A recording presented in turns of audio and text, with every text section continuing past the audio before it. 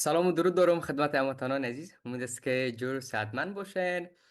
امشب با افتخار اعلان میکنیم دوستای عزیز که رویا کریمی را با خود دارم. این مطمئن هستم که همه شما دوستای عزیز با اسم و نام رویا کریمی آشنا هستید و او از دوستایی که نمیشناسن، رویا یکی از زنان افغان است که واقعا مسیر متفاوت را انتخاب کرده. ورزش و بدنسازی، مسیری که برای یک زن افغان واقعا میشه گفت که نمادی از شجاعت و استادگی و باور به خود است.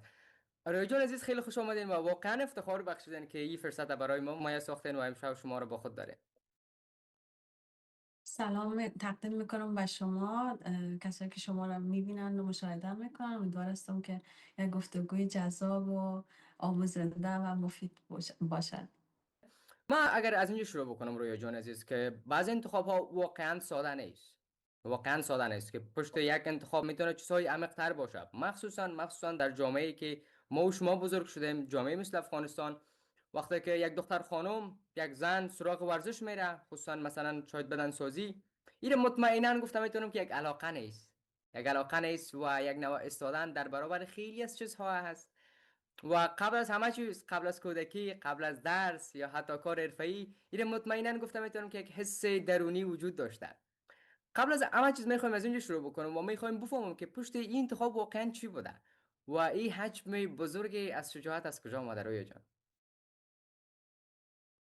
خب شما بسیار نکات خوبی را اشاره کردید. من فکر میکنم این انقلابگری در وجود انسان احتمالاً از سنین خیلی کم بوده و هست و من با او باور دارم، با او صدای درونم که همیشه طرف چیزهایی که تفاوت داشته باشه با چیزهای تحمیلی که بالاخره در دور بر ما بود یا کم بود امکاناتی که ما افغان ها فکر میکنم مردمانی هستیم که یک قدرت زنده ماندن ما خیلی بالا هست. یعنی اگر شما تاریخ رو ببینید 50 سال است که افغانستان با چه مشکلات روبرو هست. مردمش، زنش در یک شکل رنج میبره، مردشان در یک شکل. کودکی هایی داشتیم که هیچ کدام اون ثباتی را که یعنی یک چارچوکات هایی را که نیازهای انسان قرار است پوره شود ما نداشتیم. این واقعیت است و چیزی هم نیست که از اون منکر شویم یا بگوییم که جای شرم است، به خاطر که همون گذشته های سخت هست، همون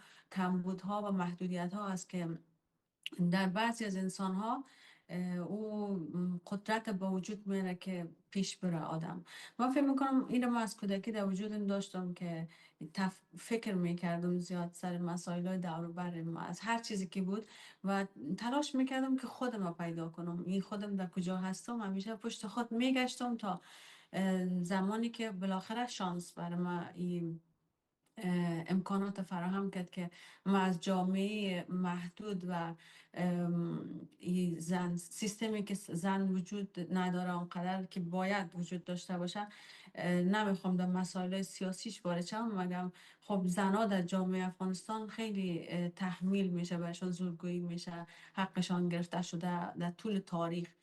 خب من شانس آوردم که شاید از میلیون ها دختر خانم زنایی که در افغانستان فعلا در حال حاضر هستن و روز بر روز شرایطشان قیدگیرانه و سخت شده میره، من شاید او شانس بر خود او احساس کردم که این برای من تیکت لاتری است که ما از افغانستان برآمدیم و حال از امکانات هایی که دارم از همون و حساب آزادی که در اروپا شاید مردم از آزادی یک تفکر دیگه در کل داشته باشند که احتمالا یک ذهنیتی داریم هر کسی از اروپا، خصوصا زمانی که زندگی نمیکنیم. اما من اون آزادی را یک قسم دیگه برای خود استفاده کردم که یکیش یا بهترینش همی بود که من ورزش و اکتیویتی فعالیت یکی سر خود کار کنم، چه فیزیکی باشه چه منتالی باشه. من ای را به خود یک وظیفه دانستم، به خاطر او کوله‌بار مشکلاتی را که با خود آدم میاره به عنوان یک مهاجر. هجرت کردن اصلا کار آسانی نیست، یک پروسه دردناک است، یک پروسه سخت هست. از ریشه های خودت بیرون شدن، در یک خاک دیگه ای رفتن، این یک مثل که همون گل میکنی از یک خاک، ریشهش هم میخوای در یک خاک دیگه ای مثلا بشانی. خب این پروسه دردناکی است، تنهایی، مشکلات، استرس، خیلی چیزا هست که من فکر میکنم ما مهاجرا کسایی که حالا بعد از ما میای یا قبل از ما آمده ما باید ورزش یا سر خود کار کردن از هر چه زودتر این را فکر کنیم، در زندگی خود پیش میریم، مقاوم میشیم، چون ما زندگی را شرایطش تغییر داده نمیتونیم، ما خود تغییر داده میتونیم. این بود اما فلسفه فکری ما که باید یک کاری بکنم، باید این مثبت‌گرایی رو در خودم بیشتر و بیشتر و بیشتر رویش تمرکز و فوکوس داشته باشم و در کنارش درس است و چیزای دیگه. حالا طولانی نمی کنیم موضوع رو و من فکر میکنم که انسان اگر به خود باور و ایمان داشته باشه هر چیزی واقعا امکان پذیر است و واقعا. مریخ میتونی بدی دیگه. و اگر یک کمی از کودکیتان هم قصه بکنیم بانو رویا عزیز، که ایرم مطمئنا همه ما میفهمیم از زندگی بزرگ شده، یعنی محدودیت ها، حرف مردم، حرف کاکا، اما و شرایط اجتماعی که مطمئنا سر همه تاثیر گذاشتن و تاثیر داره. و این تجربه مطمئنا که در وقت زمان بزرگسالی میتونه که خیلی یک نقش خوب یا بد ایفا بکنن در زندگی ما. اگر کم از کودکیت بگی که زندگی در دوران کودکی چه رقم بود و چقدر او کارهایی که مثلا او زمان انجام میدادی و او محیطی که بود، او فامیلی که بود، امروزه روی شخصیت امروزی تاثیر گذاشت. اگر واقعیت بخوایم من فکر میکنم من کودکی خیلی خوب و نرمالی داشتم و کودکی که مثلا ما تجربه کردم به حساب مقایسه کودکان امروزی شاید امکانات های تکنولوژی نبود. ما آخر نسل هستیم که زمان قبل از اینترنت هم میفهمیم که چه احساسی داشته، اما صد او شرایط بودم و حالا که فکر میکنم کودکی ساده اما بسیار خلاق داشتیم، مثلا از کمترین چیزها راضی بودیم، یک سیستم جامعه، یک قسم یک نظم خاصی داشت که ما اون نظم از کودکی در ما پیاده شده بود. مثلا همون مهمان نوازی که در افغانستان هست یا مثلا اون احترامی که به بزرگ، یک سیستمی بود که اصلا عالی نیست اون سیستم. حتی اگر یعنی بهترین فامیلای یک اروپایی یا امریکایی را ببینی که در اینجا کلان شده باشه طفلایشان، اصلا در او فکر نیستن که یک نفر در خانه هست یا مثلا او سادگی دارن، قلبای پاک دارن نمیگم، اما او فضای صمیمانه گرمی را که مثلا ما تجربه کردیم، او احترام، اون نظمی که سیستم داشت هر چیزی، من فکر میکنم اونا خیلی تاثیر گذاشته روی شخصیت و کاراکتر ما که حتی وقتی یک میمان میومد اشتکا طفلا میفهمید که باید کفشا رو جوره بانه، باید مثلا توجه کنه که این میمان چه قسم میخواه که در خانه احساس خوبتر داشته باشه، جای بهتر، مثلا توجه این قسمی داشت مردم به هم دیگه. و خاطری که تکنولوژی نبود، موبایل نبودی، اشتکای آل خب مثلا از خود ترکی هر کس دستش موبایل و تابلت و اعتراض. ما فکر میکنم من کودکی خوبی داشتم، یعنی از کودکیم راضی استم، بیشتر فعال بودم، اکتیو بودم، با بدن با کار میکردم. مثلا این چیزایی بود که از ساده ترین چیزها باید شما خودت سرگرم میکردید. اما خاطرات بعد ما از زمانی بود که مثلا اگه ازدواجی داشتم که مثلا فامیل خودم فامیل روشن مسلمانای راحتی هستن، مثلا ایت نیست که بر ما زورگویی شوه بگه این کار باید میکردیم، باید نماز میخواندیم، باید روزه میگشتیم. باید نبود، برای ما میگفتن که این کار باید بکنی به فایدت است، اما تحمیل نبود در فامیل خودم، چون مادرم انسان باسوادی بود، پدرم مسلمان هستیم، یعنی راحت هستیم. همیال مثلا فامیل ما با من کار نداره که چه رقم نوع پوششم هست، چه انتخابایی که حتی تابو شکنانه بوده انجام دادیم، مثلا فامیلم حمایت میکنه چون با او کاراکتر ما بیشتر میفهمن، قبولم دارن، میفهمن که شخصیتم، کارم، هیچ کارم بدون دلیل نیست، هیچ کارم بدون مثلا آگاهی فهم و شعور نیست. فامیل ما خودم یک قسمی بودم وقتی که دو ازدواج سمی وارد شدم که ناخواسته بود، یعنی فامیل هم نمیفهمیدن، چرا که وقتی که شما دوران آشنایی، نامزادی، عاشقی، دوستی را تیر نکرده باشین هم یک پسر، اون رو 100% نمیشناسین، حتی اگه تیرم کرده باشین بازم یک گارانتی نداره روابط. فکر میکنم بعد از که وارد ازدواج میشه تازه میفهمی که نفر چقدر خوب داره نداره و حمایتگری را داره نداره. تمام تفکر یک انسان زمان بیرون میشه که شما زیر یک سقف با اون میدین. خب من همچین ازدواج داشتم که بعد از اون در خانه اونا بسیار افراطی بودن و ما تازه او وقت فهمیدم که مسلمان افراطی چی هست. مثلا اینکه زن ناقص العقل خطاب شود چی معنی داره، زن یعنی حق و حقوق نداشته باشه. این ما در اونجا تجربه کردم. یعنی رقم چیزهای زندگی را در لایه های مختلف یک جامعه من تجربه کردم، یعنی تا امروزی که در اینجا هستم. اما خیلی خوب است که آدما بتانن یک چیز زمینه ذهنی خود داشته باشند. جهان متفاوت است، هر کسی رنگارنگ هست، هر کس بر اساس امو جهان بینی و درک و شعور و آگاهی که داره جهان خودم میبینه. و خیلی خوب است که آدم از کودکی برای طفلای خودی رو یاد بده که بپذیره تفاوت های آدم های دیگره و بپذیره خودشم همون رقمی که هست. مثلا ما ایره فکر میکنم عموم جامعه افغانستان زیاد سر از این نیست، بیشتر مردم زندگی سرشان در زندگی های یکی دیگه است، دنبال عیب جویی هستند، دنبال قضاوت های بی‌معنی هستند که خیلی گناه داره. خوب نیست آدم دل انسان ها را به خاطر چیزی که نمیدانه 1% از اون شخص نمیشناسه، اون فرصت یا تایم مهیا نکرده که از اون نفر بشینه بخیزه ببینه، اصلا ذهن جزفری داشته باشه. این خیلی به نظر من خیلی یک نکته است که دست عموم دنیا آدما باید روی خود کار کنن. باز مردم ما بیشتر به خاطر فرهنگی که بالاخره از بین رفته.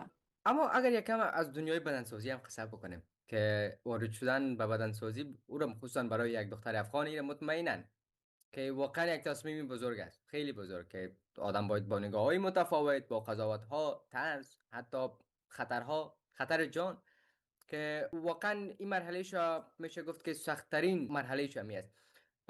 این را میخوایم من بپرسم که وقتی تصمیم گرفتی جدی وارد بدنسازی شوی، بزرگترین چالش چی بود در افغانستان و خارج از افغانستان؟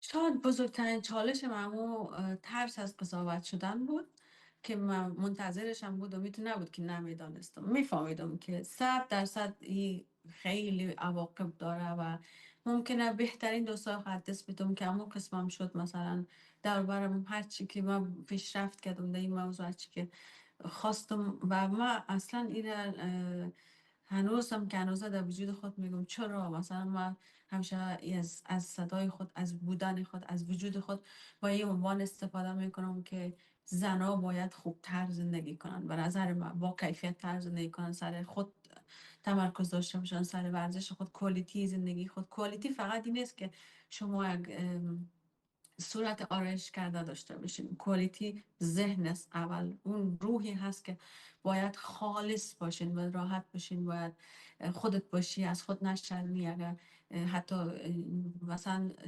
پیری سراغت بیایه نباید بشرمی. اگر استرچ مارک داری مثلا در بدنت به خاطر بارداری یا هر دلایلی که مثلا ما همیشه به خود زیاد بد میگیم، زنها کسی که اخلاق دارن که هیچ وقت خودشان سطح خوب نمیبینن، حتی اگه که مثلا مثل ما بدنم جور کرده باشن، چون این سلول های ما او سرکوب وجود داره و من خودم روی این زیاد کار میکنم و تلاش میکنم این انتقال بدم برای مخاطبینم که خودتون دوست داشته باشین. حتی اگه دنیا در مقابلتان استاد میشه، خودت قبول داشته باش، دوست داشته باش، روی اون ورژن خوبتر خودت کار کو و هیچ خودت تحقیر نکن. چون یک کلمه منفی که انسان به خودش میزنه مثل عزیز که 15 دفعه باز پس مثبت بگویی که اون یک بار روی پاک کنه و جبرانش کنه. و این ذهن مثبت داشتن در هر چیز زندگی به انسان کمک میکنه، چی برسه در ورزش یا بدنسازی. و خانم ها بیشتر به این نوع توجه خوب نیاز دارن. گفتم به خاطر فکر میکنم شاید در دلایل علمیشی باشه که سالها، یعنی در طول قرنها زیاد امکانات و خودشان بودن زیاد اجازه نداشتن. اما یک چیز دیگه که واقعا خیلی مهم است که سپورت کردن خانواده است و در مسیرهای مثل ورزش، بدنسازی، حتی تحصیل خارج از کشور، حمایت خانواده واقعا خیلی مهم است. مطمئن هستم که از مکتب بهتر شاید درک بکنین. شاید که بعضی وقتا خانواده پشت است، بعضی وقتا نیست، بعضی وقتا سپورت میکنن و بعضی وقتا شاید سپورت نکنن. اما اگر یکم از خود بگی که خانواده در این مسیر چقدر از تو حمایت کردن، از اول حمایت میکردن یا نه ای که بعد از گذشت یک چند وقت اینا تغییر کردن و آیایشان یا نه ای که در اما اول شما رو سپورت میکردن در این عرصه؟ ببین من گفتم آنقدر فامیل خودم خوب و راحت و ذهنشان آرام هست که درست غربی نیستیم اما سختگیر آنچنانی نیستیم، یعنی به هم دیگه احترام داریم. ما مثلا بیادرم یک چیزایی که اون دوست داره شاید من دوست نداشته باشم او ورزش، اما به خاطر که او دوست داره ما با انتخابش احترام میگذارم. و فامیل ما خصوصا مادر جانم که الله خداوند مغفرتشان کنه نیستن در دنیا، اولین تابوی زندگی خودشان شکستانن که وقتی که من اگه ازدواج ناموفق بعد داشتم ایشان کمکم کردن، مثلا هزینه های ما رو پرداختن، ما رو به خودش خارج آورد، از افغانستان بیرون کرد. اصلا برش این موضوع نبود که باید ازدواج کردی دیگه حال باید در مو ازدواج باشی بمانی. بله. یعنی این طرز فکر رو دارم در افغان ها که باید با کفن با لباس سفید میری با کفن بیایی، بعد از یک نفر بخواید ازدواج طلاق بگیره. خب بسیار یک تابوی کلان داریم نه. بله. اما فامیل ما او قسم نبود. از اول همیشه در جهت خوب زندگی کردن تشویق میکنن، حمایت میکردن. در ورزشم بسیار بسیار بسیار افتخار میکنند و حمایت میکنن. فامیل خیلی نقش مهم داره در زندگی انسان و اون روحیه و اعتماد به نفسی که داری. حتی اگر گفتم یک راهی را خطا بدی اشتباه بدی، مثال میتون اگر یک فامیل داشته باشه که پشت استاد شده باشن، شما قضیات از او یاد میگیرین، درد رنج نمیکشین. ببین. اما فامیل اما بنیاد یک جامعه هست که باید آگاه باشه، باید با سواد باشه، باید علم داشته باشه، باید روان گشتو که بفهمه که قربانی نکنه گشتو که خدا به خاطر خرافات یا جهل یا حرفای مردم. خیلی فامیل به نظر فامیل سالم داشتن و فامیل حمایتگر داشتن نقش مهم داره در این چه تبدیل به چه چیزی میشین شما در آینده. مهم. اما یه چیزی دیگه هم هست روی جان عزیزی که خیلی وقتا همین تعادل پیدا کردن بین درس و زندگی و علاقه شخصی خیلی مشکل است. یعنی واقعا یک کار آسان نیست، مخصوصا وقتی که مسیرت متفاوت باشه. یعنی از یک بخش زندگی که واقعا خیلی کمتر صحبت میشه ایسته که همین تعادل پیدا کردن بین زندگی، درس، علاقه شخصی، جا ورزش خیلی مشکل است. این هم میخوایم که از خود شما پرسیم که چطور تونستن بین درس، زندگی شخصی و ورزش یک تعادل ایجاد بکنین؟ و من زیاد موافق حرف شما نیستم، به خاطر که من فکر میکنم من اینو به خود ثابت کردم و نتیجه کارهای دیده شد که هیچ چیز غیر ممکن نیست. من زمانی که ورزش میکردم درس میخواندم کنارش، مهم. دانشگاه میرفتم، دوران کرونا بود، طفل دارم، فامیل دارم، خشوع دارم، قصور دارم، دوستا دارم، یک شبکه اجتماعی خیلی کلان دارم که فعلا در حال کم یگان دفعه در چالش میفته که من خودم دور میکنم به خاطر مسابقات. اما همیشه ورزش در روتین من یک نقش مهم داشته و اونمو انرژی رو که در ورزش اونمو تایمی رو که گذاشتیم پس بر ما برگشته و این رو ما قبول ندارم، به خاطر که مردم وقت خود به چیزای هدر میکنن که برشان چیزی را بر نمیگردانه، مثل رفتن به یک سینما، یک نان خوردن هایی که مثلا غذاهای ناسالم یا شیشتن و ساعت ها فیلم و سریال سعی کردن و گیم زدن. مثلا وقت ما داریم، باید وقت بر خود مدیریت کنیم که چه قسمی شما میتونین از تایمی که 24 ساعت دارین یک مقدارش کار میکنین، یک مقدارش درس میخوان یا یک فعالیتی دارین، یک مقدارم آدم در طول شبانوز حداقل چند بار در هفته به نظر من یک دو روز شخ ویکند است، روزای رخصتی است، آدم میتونه استفاده کنه که یک فعالیت انجام بدی که در راستای استرس های روزمره در این دنیایی که پر از بمباران اطلاعاتی بی‌معنی هست خیلیاش، این استرابی را که به وجود میاره میدیاش، صحبت های آدمو، خب با این چه رقم آدم میتونه هندل کنه؟ باید یک راهی رو پیدا کنین که تخلیه بار منفی کنین، تخلیه انرژی کنین. من فکر نمی کنم که هیچ چیز غیر ممکن باشه اگر انسان خودش و علاقمندی داشته باشه و تایم بگذاره. خب درست است یک قربانی های باید بدی، خصوصا در زمینه ورزش حرفه‌ای بادی بیلدینگ یا بدنسازی فیتنس باید یک مقدار قربانی بدی که مثلا خصوصا کسایی که مسابقه میکنن او رو خوب صحیح میفهمن که رژیم های خیلی سخت داره و تایم هایی که باید خودت محدود کنی از جهان اطراف دور کنی که تمرکزت یا همون ذهنت آشفته نشه و به خاطر اصلا خوب نیست کسی که بدنش در استرس باشه کورتیزول بدن میره بالا و او آبی که در بدن هست قرار است خشک شود بیرون شود از بدن و کورتیزول به خودش آب جمع میکنن. یعنی هر چقدر که استرس کنیم و ما داشتیم تایمی داشتیم که با پریودی رفتیم سر استیج با گریان کردم پیش از اینکه برم سر استیج و حتی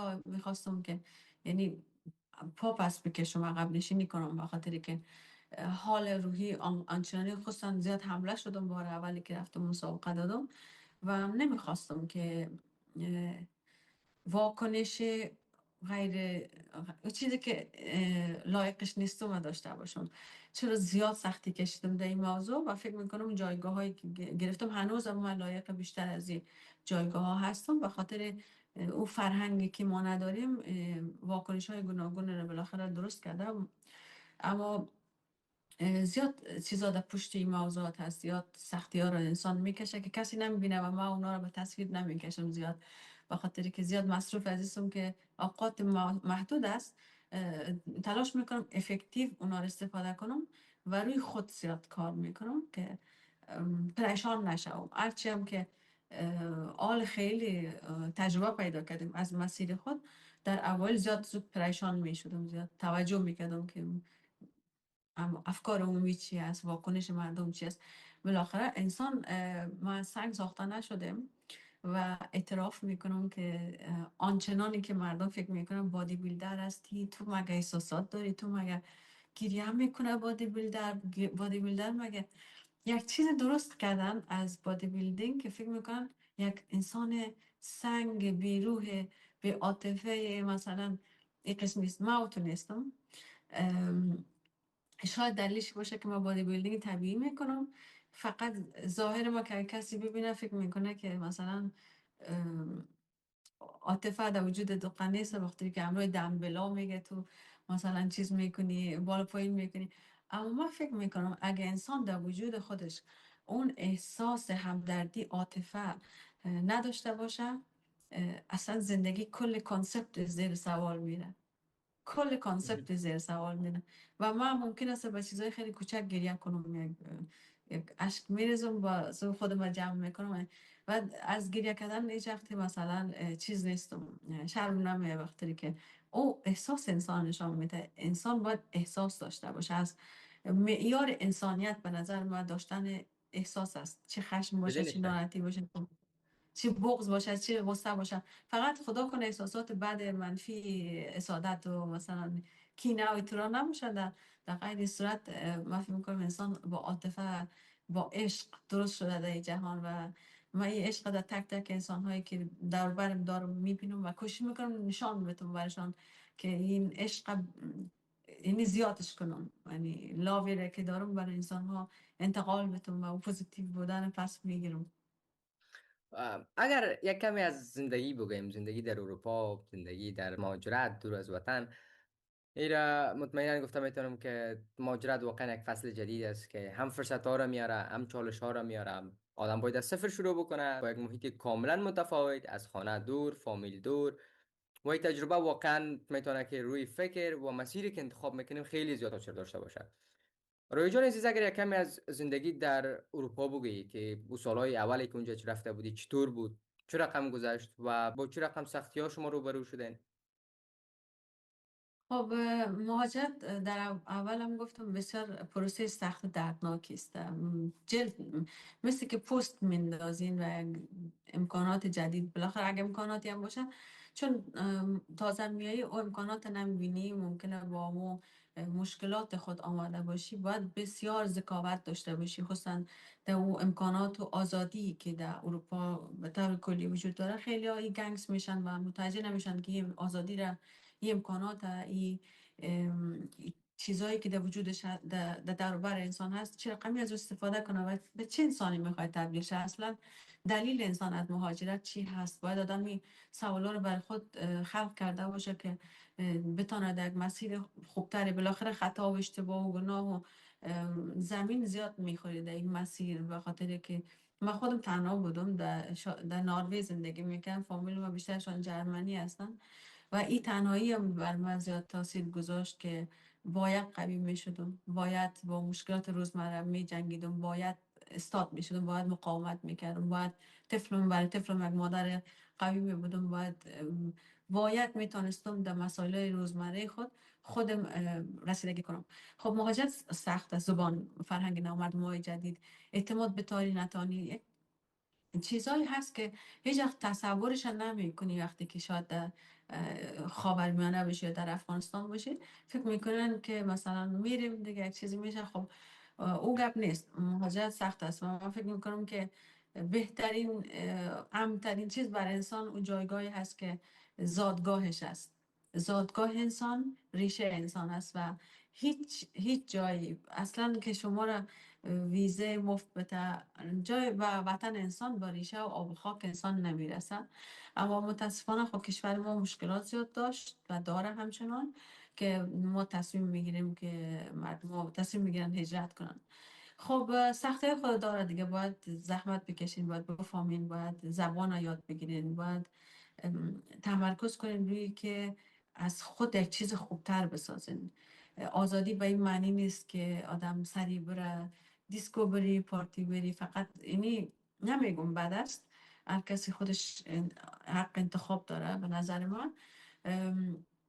اما به عنوان یک افغان خصوصا که ما مردم چقدر یعنی کمبود داشتیم همیشه در زندگی خود، وقتی امکانات میبینیم به نظر باید درست استفاده کنیم و خوب استفاده کنیم، چه در زمینه درسی باشه، چه کار، چه بیزنس باشه، چه ورزش باشه. من فکر میکنم چون که این نتیجهش خود آدم میبینه و این انعکاس پیدا میکنه برای مردم اطراف خود و یک الگوی خوب میتونی بشه، یک مادر، یک پدر خوب میتونی شوی و همین که انسان یک خانواده خوب سالم و درست داشته باشه، فکر کنم کم کم و آهسته آهسته در سیستم جهانی تاثیر خوب میتونه داشته باشه.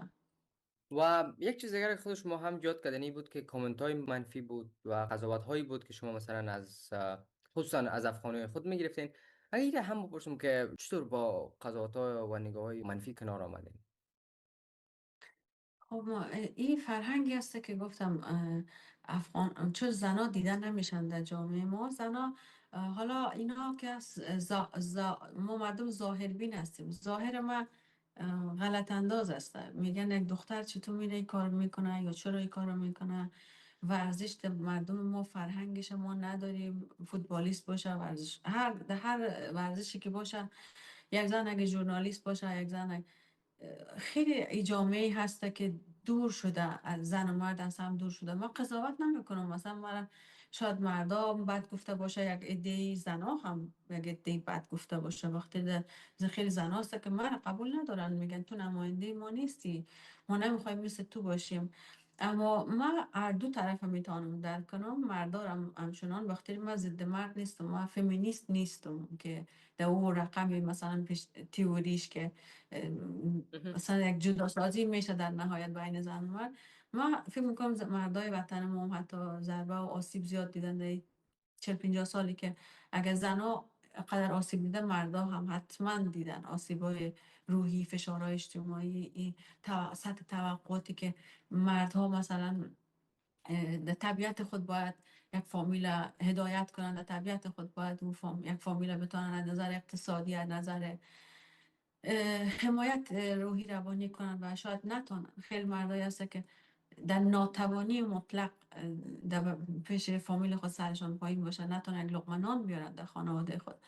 خب ما باید چیزها را با عنوان یک انسانی هم دیگر ببینیم و شاید خیلی زنان باشه که بگه ما مثل تو نمیخوایم آزاد بشیم. خب از من مثل من نمیتونی هم آزاد باشی، چرا که ما موافق عزیزم که زنا امکانات اولیه خود داشته باشن. ما سر امکانات اولیه شکایتی ندارم، چون امکانات ما از اولیه به بالاتر رسیده که میتونم که کاری که ورزشی که هزینه داره، ورزشی که قدر نیاز داره که باید رقیبای ما کسایی هستن که در سطح جهانی فعالیت میکنن. من همراه یک دختر خارجی رقابت میکنم، سر استیج میرم که یک بک‌گراند داره از یک فامیلی که خیلی متفاوت است، اصلا قابل مقایسه نیست. اما من میرم به عنوان یک دختر افغان، به عنوان یک زن افغان، از طرف یک دختر خانمایی میرم که اونا عقده داشتن یک قلم در دستشان هستن. من نمیگم اون دختر خانم میتونم مثل من بره سر استیج، اون نه میتونه نه میشه و نه او امکانات در افغانستان وجود داره متاسفانه. ولی من دوست دارم که دخترای افغانستان آگاه شوند، سواد داشته باشن، علم داشته باشن. اینا چیزایی هست که اولیه ترین است که در سطح جهان متاسفانه حقوق دختر افغانستان خورده میشه. نفسم میگیره وقتی درباره این موضوع صحبت میکنم که در 2026 هستیم و من خودم در بین دخترایی که هستم، اونا خیلی سطح توقعشون بالاست از زندگی، یعنی همه چیزایی که هست دارن، حتی احترام میشن، رسپکت میشن، حمایت میشن. اگزمپل های یعنی الگوهای ای جامعه هستن از نظر سالم زیستن، از نظر ورزش، از نظر غذای صحی، از نظری که اینا دیگه برند هستن در یک شکلی. اما دختر خانم های ما، من خودم از شرایط چون آمدیم بیرون استش میکنم، لحظه ای در ذهنم میگرده خطور میکنه که ببین دنیا واقعا. چقدر میتونه بی عدالتی باشه. یک دختر خانم اشک میریزه در افغانستان، میگن ما دانشگاه را یا مکتب خو میبینم، شب روز خو میبینم که برو مکتب دق شدم بشه سنفی های. دختر خانم بود گریان میکرد، دیشب ویدیوشان رو سعی کردم و واقعا گریان کردم. وقت خوابم بود واقعا گریان کردم، یعنی همراهش چرا من این تشنگی گشنگی آگاهی داشتنم، سواد داشتنم و من خودم چشیدم تعمشه در افغانستان که بودم. من تشنه ازی بودم که بدون درس های مذهبی کتاب در دستم باشه، بدون درس هایی که اوکی اون یک چیز شخصی است و اگر بتونه بر انسان ها صلح و آرامش بیاره انتخاب شخصی است، اما اون نمیتونه که کل زندگی شما رو گارانتی کنه در دنیایی که در حال پیشرفت هست. من خودم دوست داشتم همیشه که دانشگاه برم و به خاطر وقتی که آمدم اینجا فقط دنبال ازی بودم که درس، خانه، مکتب و ورزش، کار شخصیم و این پروسه قوی شدن در مسیر فیتنس واقعا یک چیزی بوده که با زندگی به من کمک کرده. من که امروز از دختر افغانستان صحبت میکنم، صحبتم حقوق اولیه‌شان است.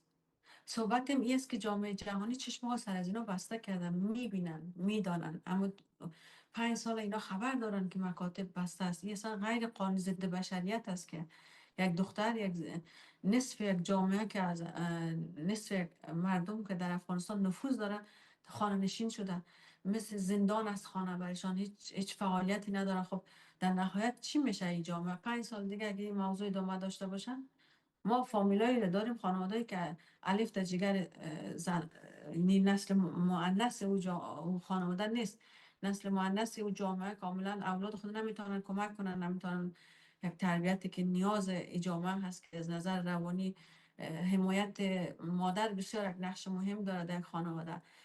خب یک فاجعه است به نظرم.